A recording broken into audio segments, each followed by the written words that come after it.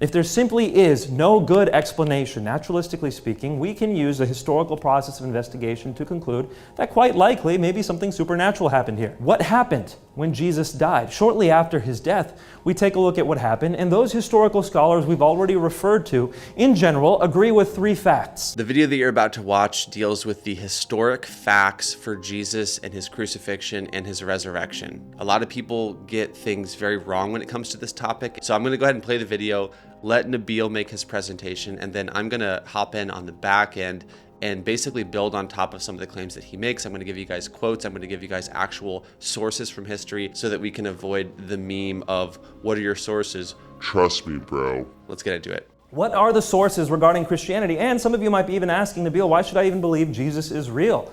Why should I ever even believe that he's a man who existed? The first thing I'm going to start off by telling you is that it is incontrovertible, according to the historical principles of investigation, that a man named Jesus existed in the first century. How do we know this? We have over 40 records of Jesus' life from ancient times, describing this man who is essentially a carpenter in Palestine. He didn't have much of anything. He wasn't a centrally important figure at the time, yet we have 40 sources that refer to him. You know who the emperor was at Jesus' time? Someone shout it out. Tiberius. Good. Tiberius was the emperor of Rome at that time. Now, this is a man who obviously we should have a lot written about. We can expect tons and tons of records about this man, can't we? The historical records contain Tiberius' name by 10 different individuals. That's it. 10 for Tiberius, the emperor of Rome, 40 for Jesus.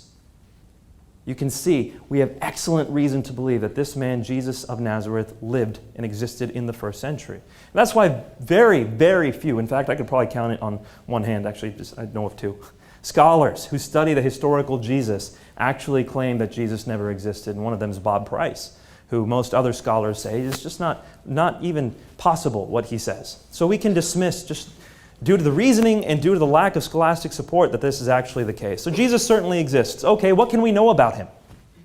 Well, of the scholars that study him, and keep in mind, there is an entire area of historical studies called historical Jesus studies. So we have scholars who've been studying this on all sides. These aren't all Christians by any means. Actually, the most influential ones wouldn't align themselves with Orthodox Christianity. You have people like Paula Fredrickson, Marcus Borg, Bart Ehrman. You have people along these lines who would say, like John Dominic Crossan, who would say that of Jesus we can know for a fact that he died on the cross. Now keep in mind, that's one of our 3 points that we're proving for Christianity, or attempting to show to determine its reliability. Did Jesus die on the cross? The scholars who study his life, regardless of whether they're atheist, Buddhist, agnostic, Hindu, Christian, it doesn't matter. They all conclude that Jesus died on the cross. Now, if I left it there, it would be an appeal to authority, and we're trying to be academically rigorous tonight, so I'm not going to do that. I'm going to give you some of their reasons why they believe Jesus died on the cross, but we're going to keep it brief because scholars are unanimous on this issue. By the way, it's not just them. Even Muslim scholars will argue that Jesus did die on the cross. How many of you heard of Reza Aslan's book recently, Zealots, that came out this year? A few of you? Reza Aslan's a scholar who has studied the historical Jesus. And as a Muslim, he says, yes, Islam denies Jesus' death on the cross, and I am a Muslim, but I confirm that Jesus' death on the cross is historically certain. In fact, he builds his whole book off the fact that Jesus died on the cross. So even as a Muslim, he says Jesus died on the cross. So why? Why do they say this? Well, because first off, all the evidence that we have, all the records of Jesus' life, which talk about his death, indicate that he did die. If they say anything, it says that he did die on the cross under Pontius Pilate, which is why Paula Fredrickson says, if there's anything we can know about Jesus, anything at all, it's this, that he died on the cross under Pontius Pilate. If you go away from Christian records, you go to Jewish records like Josephus, we can also see in the first century that non-Christians are saying Jesus died on the cross. We go to Gentile scholars, they are also agreeing that Jesus died on the cross. And in fact, we also have some of them saying that these people believe he is risen from the dead. We'll get to that in just a moment. So we have excellent reason to believe Jesus died on the cross because all the records point to that. Plus, if you study the historical process of crucifixion, nobody ever in the entire history of the Roman process of crucifixion, no one ever survived a full Roman crucifixion. So we have excellent reason to believe Jesus died on the cross. Did he rise from the dead? This is an important matter, and lots of historians say we cannot investigate the resurrection because that's not a historical matter, that's a supernatural matter, and you can't study supernatural matters. Well, that's jumping the gun just a bit. If every explanation that is naturalistic falls short and falls very short of explaining what happened, then we have reason to believe that something supernatural may have happened.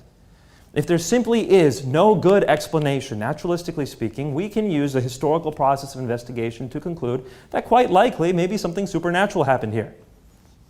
So what happened when Jesus died? Shortly after his death, we take a look at what happened, and those historical scholars we've already referred to, in general, agree with three facts that are considered relatively incontrovertible.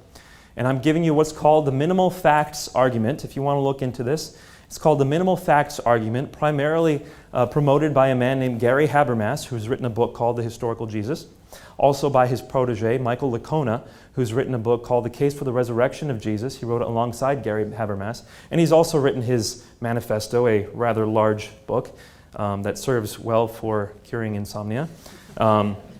He's written that as well. Sorry, Mike. We're actually going to have Mike on the channel here in the upcoming months, and he also is in the documentary. So great guy. It's funny that Nabeel's taking a shot at him here. He's written that as well. And if you want to look at a very thorough investigation of the historical method on whether or not Jesus died, I suggest you take a look at this book published by Erdman's. Michael Licona is the author. The argument runs as follows. Pretty much every scholar who studies this, at least a vast majority, if not virtually all scholars, conclude three things happened after Jesus died. Well, number one, the first one is that Jesus did die on the cross, which we just looked at. Number two, that the disciples, Jesus' disciples, all believed he had risen from the dead. So, the disciples truly believed that Jesus had risen from the dead, and according to most historical Jesus scholarship, Christianity wouldn't have gotten off the ground if it weren't for that fact. Fact number three. Fact number one was Jesus died on the cross. Fact number two, the disciples truly believed he had risen from the dead. Fact number three, people who were enemies of Jesus, or not his disciples, also believed he had risen from the dead.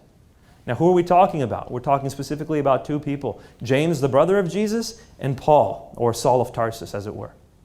James, the brother of Jesus, did not follow Jesus during his lifetime. We see in the book of Mark that Jesus' family comes up and says to people around Jesus that he is out of his mind, basically, that he's crazy, which is what leads Jesus to say, "Who is my mother and brother and sister?" It's those who do the will of God. So Jesus' family is not on his side. It wasn't until after the resurrection, or supposedly the resurrection, when all of a sudden the disciple James the brother of Jesus, James, becomes a leader of the Christian church. And also Saul of Tarsus. Who is this Saul guy? Saul was the student of Gamaliel, one of the chief leaders of the Jews in the time. This man was primed and groomed to be a leader of Jews, a leader of Pharisees. He was going to have all kinds of power in the temple. He already had all kinds of power because he was able to deliver people to prison. He was given special permission to hunt Christians down. Yet this man was willing to go to his death over and over and over again for something. For what? He claims it was because he has seen the risen Jesus.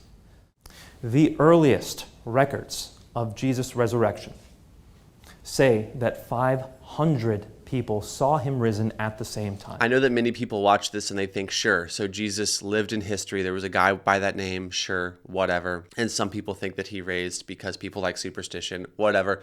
But I don't believe in the supernatural as a default. I've predetermined that that is impossible, and so I won't even think through or entertain any version of history that includes a supernatural element. I just have to say that itself is a worldview. It's a predetermined way of viewing reality that is itself unscientific. What do I mean by that?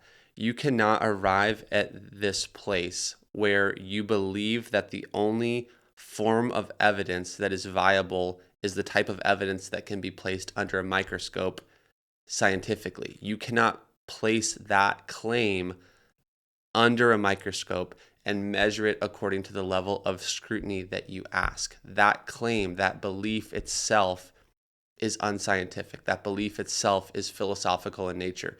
You've simply predetermined that something must be physically measurable in order to be considered knowable or true, and that claim is not able to be measured in that way. I now want to go to the Talmud. So I'm going to give you this as a source that he mentioned, and I'm actually going to read for you 3 examples in the Talmud where they write about this Jesus character in the first century. So here's the first one.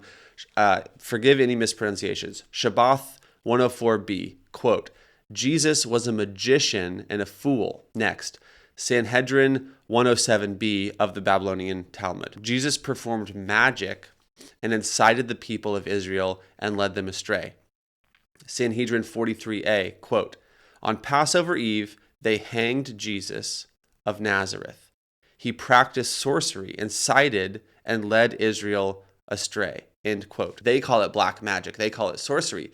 But the point is that they're implicitly acknowledging the miraculous, even in their record, even as haters of what he did. That's very significant. Tacitus was a Roman historian, not just a dude who wrote some things down, a person who is dedicated to recording the historical events that happened during his lifetime, a Roman historian. And here's what Tacitus wrote.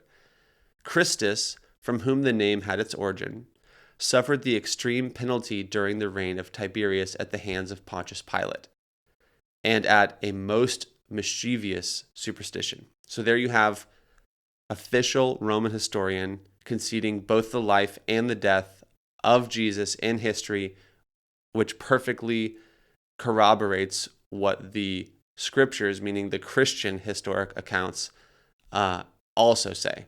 Let's continue. So Josephus, Jewish historian, again, not a believer, but a person dedicated to recording the history that happened. And here's what he said. At about this time there lived Jesus, a wise man, if indeed one ought to call him a man. For he wrought surprising feats.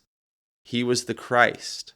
When Pilate condemned him to be crucified, those who had come to love him did not give up their affection for him. On the 3rd day he appeared, restored to life, and the tribe of Christians has not disappeared. That's Josephus, a Jewish historian. You have Lucian, who was actually a Greek, 2nd century Greek satirist, and this is something that Lucian said. He said, the Christians worship a man to this day, the distinguished personage who introduced their novel rites and was crucified on that account. It was impressed on them by their original lawgiver that they are all brothers from the moment that they are converted and deny the gods of Greece and worship the crucified sage and live after his laws. So you have it, and there's many more. I'm kind of cherry picking a few out just for the sake of trying to make this video short. But the point is the historic record of Jesus and of a crucified Jesus is absolutely incontrovertible, and really no one denies this. Then you also have, like I said, the Talmud acknowledging the supernatural. They're calling it sorcery, they're calling it black magic, but they're acknowledging the supernatural works done by Jesus, just framing it in a negative light. Then you have Paul, a person who persecuted Christians, coming around to being willing to die for these claims. It's not just Paul, it's also those 500. It's also all of the people whose lives were transformed by their belief in this message. The 1st century church believed in this crucified and risen Jesus. Please consider that it is far more likely that this complicated, beautiful, vast universe is the product of an uncreated, perfect, spaceless, timeless, immaterial intelligence that we call God. That is far more likely than that all of this simply came from nothing and for no reason. If you accept the first miracle, which is creation, wouldn't it be amazing if that creator God did enter into the human story, did write himself into it like Shakespeare entering into Hamlet? God becoming a man, the Word becoming flesh, Christ with us. And for what reason? To positively change the world. Christ for all nations. Christ, the hope of glory. Christ, the myth made real. If you don't want Christianity to be true, you don't understand it rightly. If you understand it rightly, you'll see that Jesus is not only the image of the invisible God, but he's the hero that we've always longed for as a species at the deepest level of our heart. Whew. That being said, I hope you guys enjoyed this video, and I'll see you in the next one. Thanks. Hey, what's up, you guys? I'm here in the edit, and I just want to make one other really quick note. This video is in no way exhaustive, meaning there's a lot more that could be said about the death and the burial and the resurrection of Jesus. So if you feel like, is that it? The answer is no, that's not it. In fact, I'm going to put a video in the description, a link in the description to my documentary, which gives a lot more detail on this. I'm also going to put a link here or somewhere, you'll see it on the screen, for a video that focuses a little bit more on this minimal facts approach, so that you can see that this that we're doing here is almost just like a whetting of the appetite, an introduction to the conversation. There's a lot more beneath the surface here. That being said, all right, I'm gonna get back to the rest of the video. Okay, peace, bye.